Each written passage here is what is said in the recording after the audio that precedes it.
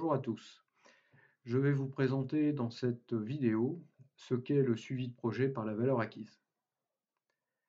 Cette méthode est basée sur l'idée qu'un projet acquiert de la valeur au fur et à mesure de son avancement et que c'est le contrôle et le suivi de cette valeur acquise qui permettra de contrôler efficacement les coûts et les délais.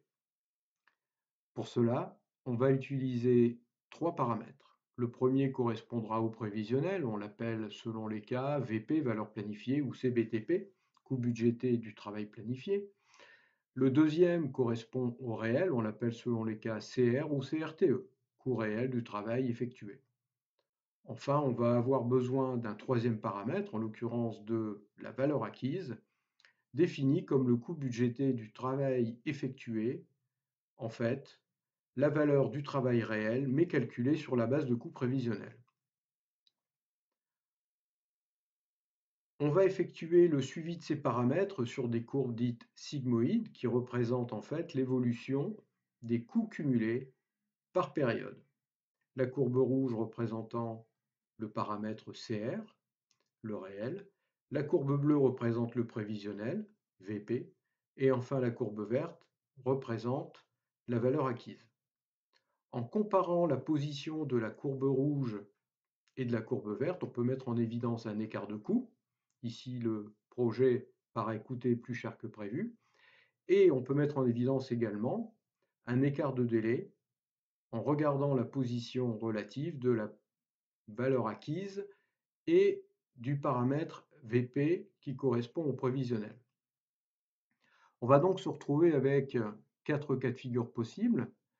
Dans ce premier cas, la valeur acquise est au-dessus des deux autres courbes, ce qui signifie que le projet est en avance et coûte moins cher que prévu. Dans ce deuxième cas, c'est le contraire.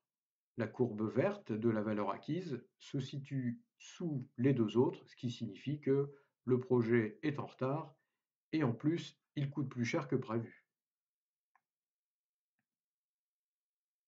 Dans le cas numéro 3, le projet coûte plus cher que prévu puisque la courbe rouge est au-dessus de la courbe verte.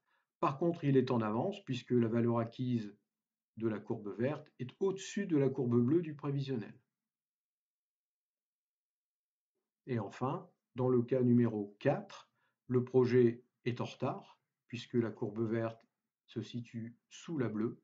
Par contre, il coûte moins cher que prévu puisque la courbe verte de la valeur acquise est au-dessus de la courbe du paramètre CR.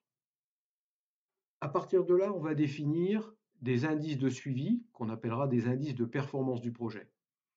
Le premier, c'est IPC, défini comme le rapport entre la valeur acquise et le coût réel. Le deuxième, c'est un indice de performance des délais, IPD, défini comme le rapport entre la valeur acquise et le prévisionnel, VP. Le suivi de ces indices va permettre de suivre le projet de façon efficace. Voilà, à bientôt.